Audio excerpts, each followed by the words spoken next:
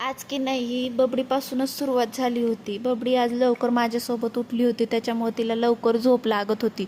आणि बाहेर उभं राहण्याचं कारण म्हणजे ती हंबा होती. ती हंबा ना सकाळी सकाळी बाहेर बांधली होती आणि जोरजोरात ओरडत होती. त्याच्यामुळे ना बबडीला खूप आनंद होत होता, त्याच्यामुळे ती बाहेरच उभी होती.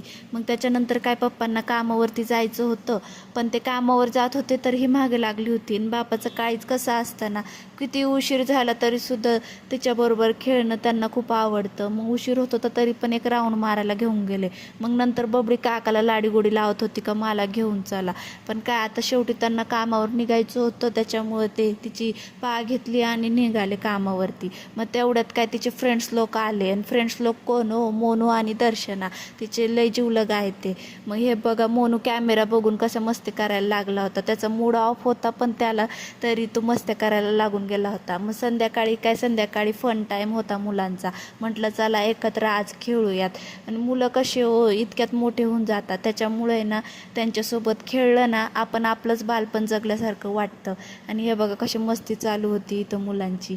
आणि मुलांना आहे ना जेवढं खेळू दिलं ना तेवढं त्यांची डेव्हलपमेंट चांगली होती, बुद्धी चांगली चालती. आणि लहान मुलांना जेवढं घरात म्हणून ठेवलं ना आपण तेवढे ते शांत होऊन जातात. त्याच्यामुळं मग मी जास्तीत जास्त त्यांना खेळवण्याचा प्रयत्न करते आणि तुम्ही खेळा म्हणते. कारण की त्याच्यामध्ये आपलं बालपण आपल्याला दिसत असतं. जे आपण केलं नाही ते मुलांना करू द्यायचं.